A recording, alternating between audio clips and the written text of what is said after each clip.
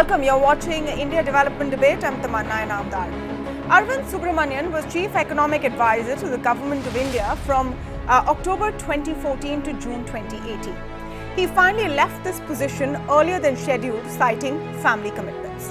Interestingly, Mr. Subramanian has now found that in at least 3 of the 4 years while he was advising the government on economic matters, the GDP growth figures were overestimated. This overestimation begins in fact from 2011, so spans UPA and NDA years and could be as much as 2.5%. Which means while the world and all of us believed India was growing at an average of 7% a year between 2011-12 and 16-17, it was actually growing at about 4.5% as per Mr. Subramanian's research.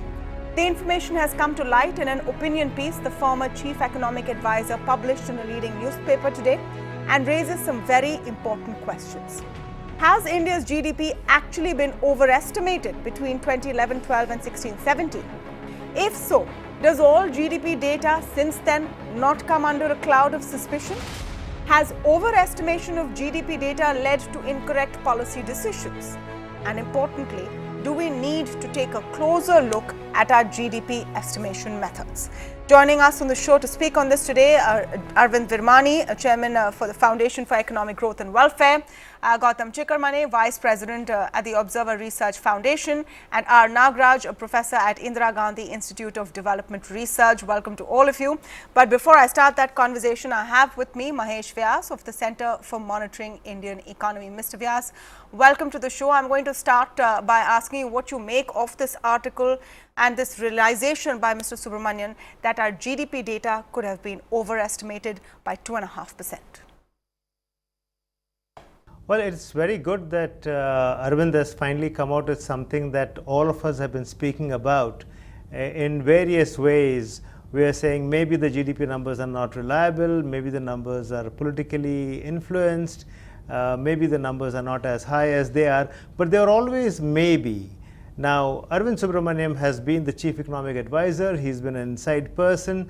If he comes out of the paper, and that's a paper on the basis of which today's op-ed is there in Indian Express, then that's a big revelation.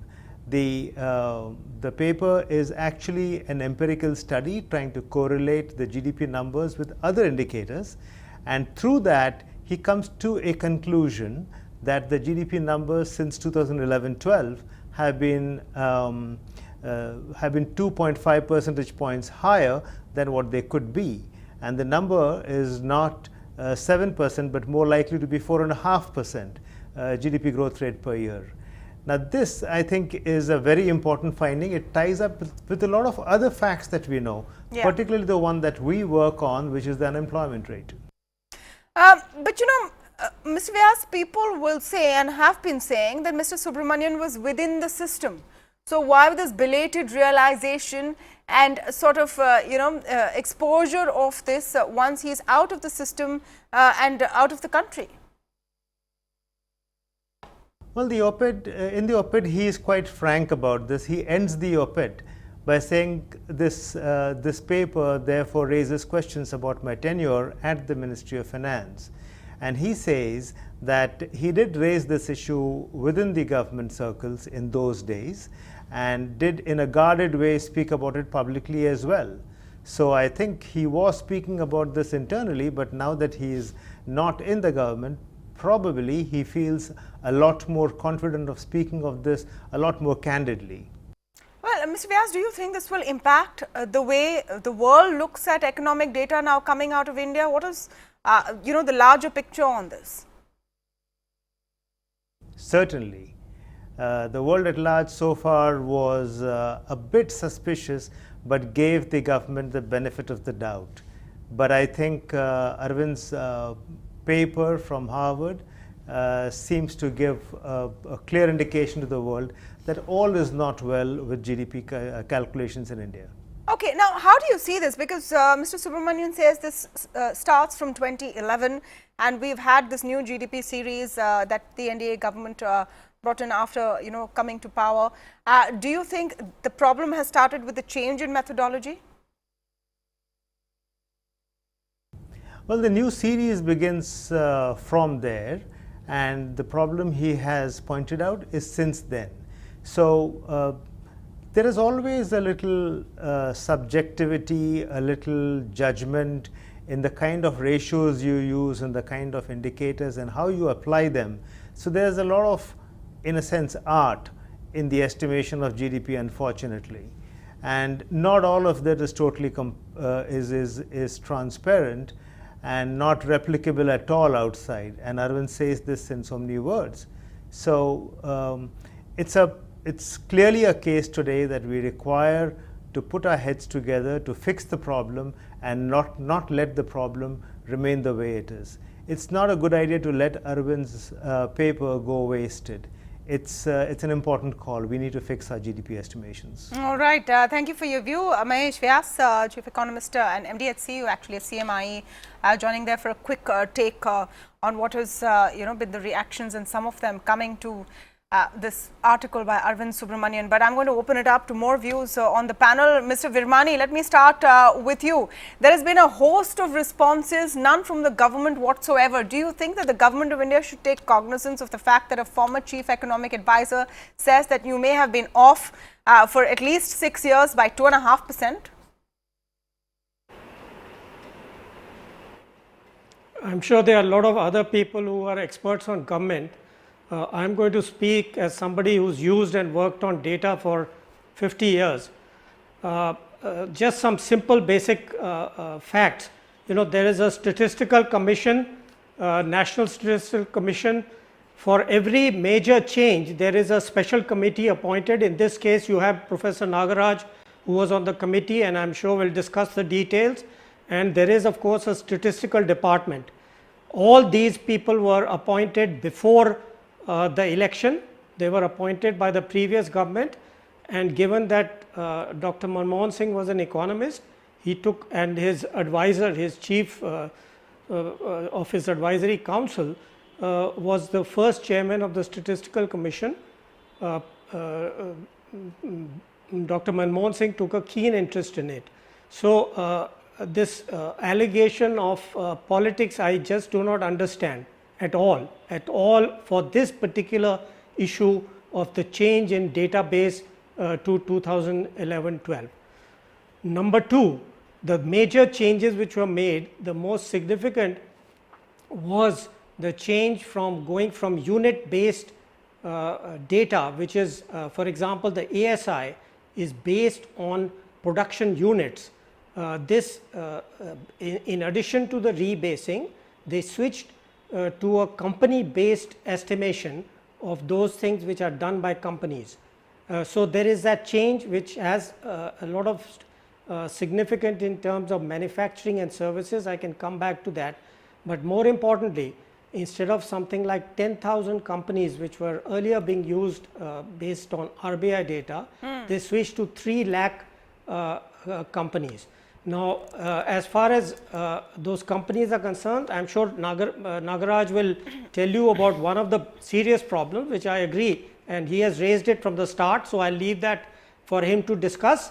But the mere fact that 3 lakh, and out of that at least 1,50,000 of those are continuous series, that means there are no missing data. That is a big advance on data collection. So, just this arbitrary allegation that this data is completely bad to the extent of roughly 50%, I think is quite absurd for anybody who's used data. But I must add at this point that many economists, including myself, have asked for this company data to be released to the public in whatever form is feasible, and the Company Affairs Department has refused to do that. I think that should be seriously criticized, because without availability of that data, it's very difficult for anybody who's serious about these issues to check the data. And one final point is this: what he has done in his paper is to do some international and domestic comparisons, which are based on indicators. Indicators, you can get anything. You have these indicators of marketing PMIs, etc. Yeah. I have used these indicators before, and they never helped me in making any projections of the future of the past GDP growth. And finally, I've just started the comparison. I've just done using the 2004 series, the growth from 2004 to 2011, and then using the 2011 series from 11 to 18, the growth rate goes down from 8.4% to about 7.2%. So clearly there's a decline in the rate of growth, even if you take those seriously as given. Okay. Greater details one will investigate and look at, but let me pass that on to other discussions. No, yeah, so some 2-3 very interesting points, but largely, Mr. Virmani, you're raising questions on the claims that Arvind Subramanian is making today. Mr. Nagaraj, let me take it to you. The reasons why these are being looked at so carefully is because this gentleman was the chief economic advisor to the government of India. And goes on to say clearly towards the end of his piece that, my team and I were faced with these puzzling kind of bits of data, and we highlighted some of them in our economic survey, but now being outside the government, I've had the time to look at it. Do you think that he should be sort of, his claims should be just rubbished like this, or do they need some serious looking into? I think Dr. Arvind Subramanian's hello. Yes, yes. I think the analysis which Dr. Arvind Subramanian has done has to be taken most seriously, because this is something which many of us who have looked at it since 2015 have been saying. We did not put a figure to it, like Dr. Subramanian has done, but many of us have been grappling with this sense that there has been an overestimation of GDP, and we have given various indications to that effect. So Dr. Subramanian's analysis, which is a very solid econometric work, statistical work, and it should be taken seriously. Exact number, one may question. Details of methodology can also be examined by many people, but there's no doubt that this overestimation which Dr. Subramanian has talked about is something which is widely shared among Indian economists and policymakers. So this only confirms the hunch which many of us have been having since 2015. So I welcome this study of Dr. Subramanian. Yes, he did hint at possible overestimation while he was in the government, but I suppose he wanted more time to decide this. In fact, as he said in his paper, that he wanted time and space to reflect on this issue, and that is what he has done now. So it's a welcome addition of research which he has reported. I'm sorry, I'm going to. Though one can debate whether it should be. No, I'm going to indulge in a little plain speak over here, and this is a participative debate. So if anyone has a point to make, please indicate, and you can come in. Gautam, the fact is, when Mr. Subramanian today says that I, gave hints when I was in government but needed to be out and devote time to it, the question that comes to mind is, did he not have the freedom to express himself once he was within government? Considering his stature and the intellectual heft he brings, one has no choice but to take this seriously, isn't it? And then what are the implications of this? What is the credibility of India's data around the world if your former chief economic advisor comes and says you're off by about 2.5%?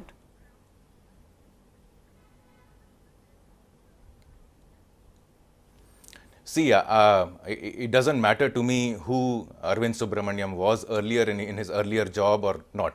The fact that there is a paper that an economist has brought out, which has been rigorous, I haven't read it fully, it's a 33-page paper with a lot of data inside, is enough to say that some effort has gone through. It also echoes other economists who are concerned about the quality of data. Personally, I have seen and critiqued the government on unemployment data, for instance, which they did not release. So there is a politics of data that's going on, and the extent of the overestimate of GDP that he says is 4.5% may seem exaggerated. but may be true, and until the government comes out with a white paper on this, we don't know. The takeaway that I take from Subramaniam's paper is what he has himself written, and I just quote it. This is the beginning of a research agenda on India's national income accounts estimates. So I think if this paper serves to initiate a larger debate on the quality of data, that's how it should be looked at. I wouldn't take it seriously. Had I been in Arvind's place, I don't think I would have done such a paper so soon, particularly after being in that job and being an insider. You asked the question whether there is a free speech inside finance ministry or not. I have no way of knowing. But the fact is, if the only point I I was felt making, that the data that was being given out through me, through Yes. the economic survey Yes. is wrong, then I would have I would have said no, this is not acceptable. I would either say this data cannot be distributed, or I would have resigned. But to me, the bigger question is, what is the implication of data? You see, growth rates have already been falling quarter on quarter, from 8% to 7% to 6.6 and now to 5.8 if you look at it quarterly. I am more concerned about the policy implications. If it is 4.5, as Arvind says, then we are back to the Nehru, Indira Gandhi times of slow growth rate. What will be the policy implication and how the government will react? Yeah. What kind of steps it will take remains to be Absolutely. seen. But if we go back to the 60s and 70s or early 80s, we are in for very big trouble. No, absolutely, and this is what he goes on to say, Mr. Virmani. First, we'll have to, decide whether we think this his claims are worth taking on at face value or not. And if they are, then what he goes on to say. He says that if your GDP growth was actually 4.5% and not 7, then your interest rates were higher by 150 basis points. You had no urgency to act on banking systems or on agricultural challenges because you just didn't know. He says that the Indian policy automobile was navigated with a faulty, possible broken speedometer. Let's be clear that nominal GDP, Professor Nagaraj says that many people have questioned the GDP, but they've all questioned the real growth rate of the economy, not the nominal GDP numbers. Okay?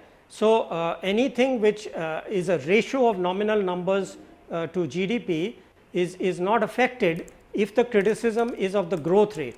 Okay? So, secondly, clearly, if you think of policy, would I be worried if the growth rate goes from 7 to 6 or a little below 6? Yes, I would be worried. So, if the question was to get people to worry about the growth rate, I don't think the way to do it would be to make the numbers look as bad as possible. I mean, anybody who seriously works on growth, and thinks that the growth potential of the economy is 7.5, would be worried if growth goes below 7 or 6 or even towards 6.5%. So,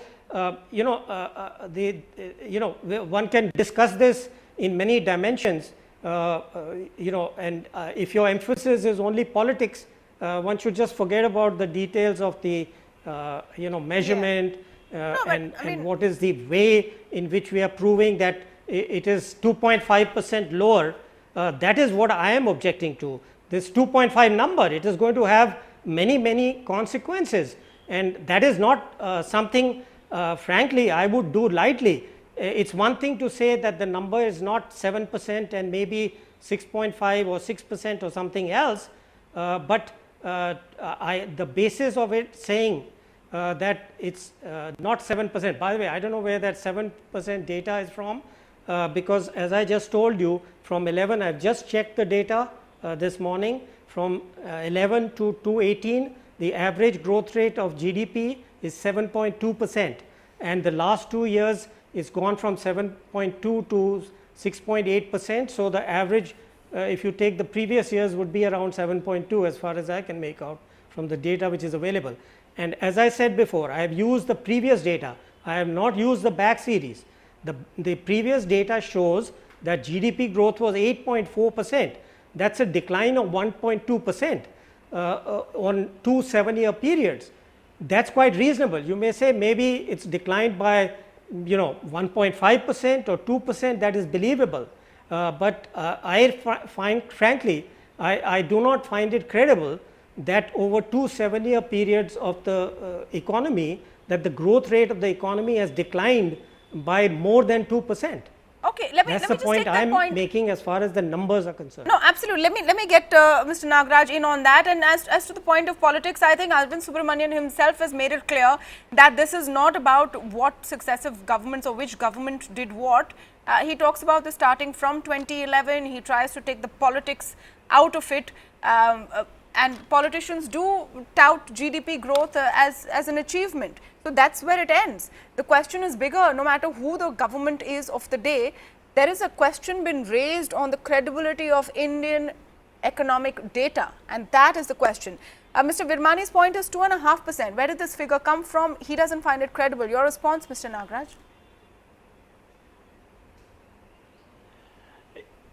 Yes, as I said previously, the 2.5% can be relooked at. I mean, is dependent upon the statistical methods he has used, and one can take a close look at the methodology used and may come up with slightly smaller number or a slightly larger number. But what cannot be denied is a sharp fall in growth rate, which Dr. Subramanian has pointed out. It may not be 2.5%, even if it is a 2%, it's a huge decline. And not only that, in the last 3 years, we have been in a mode of denial.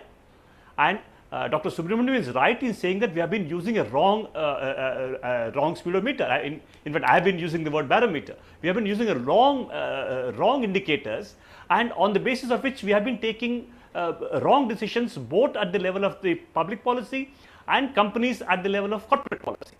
So I think this is the reason why it's very important that our GDP numbers are best possible in terms of estimation, because this is something which is the most widely used public statistics in the country or anywhere in the world. So this number has to be perfect, and unfortunately we have tampered with them, and with consequences are there to see everywhere in terms of interest rates or in terms of industrial growth rate or whatever. Now, Mr. Nagaraj, when you say tampered with them, I want you to elaborate on that a bit, because what is sorry, maybe I should. Yeah, no, maybe. Sorry, I take back the word tampered. I say that I would say that the estimates arrived at by the different methodology has definitely inflated the growth rates. Okay, no. Okay, I mean, maybe I use the word tamper loosely, but the newer methodology has given rise to higher growth rate, which is questionable. No, I don't mean to catch you on each and every word. The reason I asked that is because in Mr. Subramanian's entire piece, of course, he's based it on statistics and he's based it on research and data that he has pulled out. The question of why and how comes to mind. Mr. Virmani, you wanted to come in, so I'll let you come in on that. Now that we've taken out of the equation whether this was a BJP government or a Congress government or UP or NDA, we've taken that out of the equation, then why did we move to this series, and do we have to relook at it?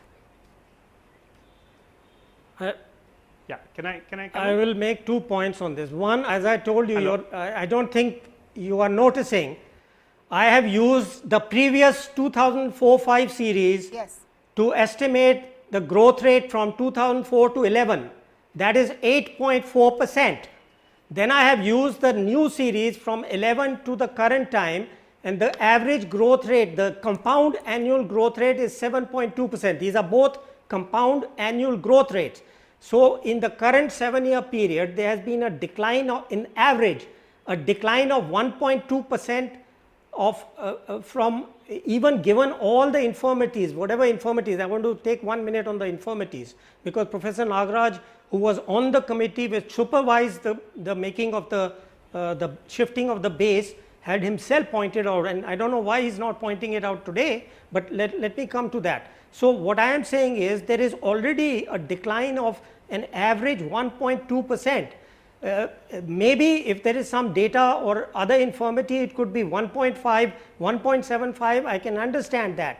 But this 2.5 comes from a completely different methodology. It's statistical stuff which I have done, cross country stuff, everybody has done it. We are not kind of amateurs in this. We have also done this stuff. You can it maybe points to a problem, that's all. But my issue was that taking this 2.5% number seriously will lead you to serious errors. Now let me come to the methodology, which nobody seems to be interested in, of the base change. What happened was that the company, because they have gone to 3 lakh 50 companies, there are some companies, a part of these companies, roughly 40% to 50%, who do not report every year. So what Professor Nagaraj had rightly objected to is those companies where they report once in 3, they are taking only companies which report at least once in 3 years. So what they are doing is those companies who report once or twice in a 3-year period, they are using an inflator to add them back into the ones which are reporting. That methodology can rightly be questioned, but to question, you know, the whole statistical system, I think it's absurd. You know, I know all those people. Now maybe the quality of the department has gone down, but what about the statistical commission? What about these people who supervise the base change? What about the World Bank and IMF guys who were brought in to review the system?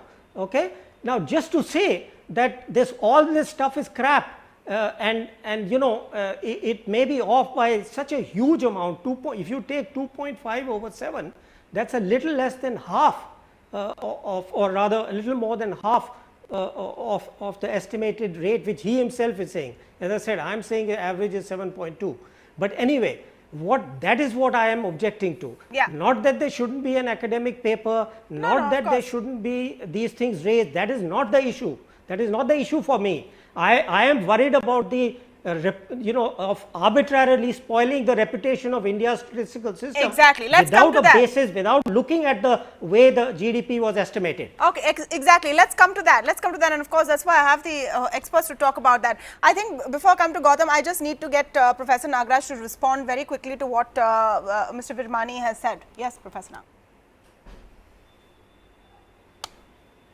Yes. Yes, I was in some of the committees which went into GDP revision, and the change has come about mainly because of the methodological changes and the data used. And so we have, in fact, I have been saying that the use of MCA database has been a problem. There are numerous issues with it. One of them, as Mr. Virmani pointed out, the problem with the blowing up. And there is also a problem with the database. The database is full of holes, has lots of problems, and unless we set the data right, we are not sure what numbers we are getting. So I think we have to set the data right, and unless we and this first way to go about it is to make the data public and let public verify this, and I think there has to be a careful relook at the entire methodology of estimating GDP, which is going on now. I think there have been too many holes in it, and unless we set these things right, we will never get the right numbers. Now, I want to come to the point that Mr. Virmani just made, which was about the reputation of India, and Gautam, here's where I would like you to come in, because we know reputationally, when a nation like China puts out data, it's taken with a pinch of salt. India has never really ever had that issue. Do you think that a claim like this, and if it goes I don't know who is skeptical about our data. No, will people be? Will people be after this, or would you think? No, that I don't know who is skeptical about the data. So far it is largely accepted in international conferences or wherever talks happen. Let me finish my question. This data is largely accepted. Let me finish my question. There may be. Yeah, let me finish my question. I'm saying that so far India's GDP data and other data that we produce has been acceptable widely, like you said. Would a claim like this cloud the reputation that we enjoy? It was a point that, and a question that Mr. Virmani also raised earlier. Do you think that we run that risk if this goes unchallenged?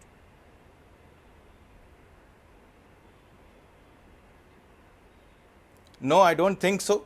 But data correction is always a noble objective, and creating better data is a global practice. India is not an outlier here, nor is any particular government within India doing something out of the ordinary.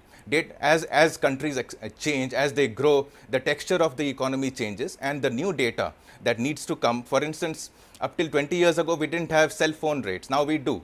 So these data will keep continuing, keep changing, keep evolving. It's an evolutionary process. Is it robust enough?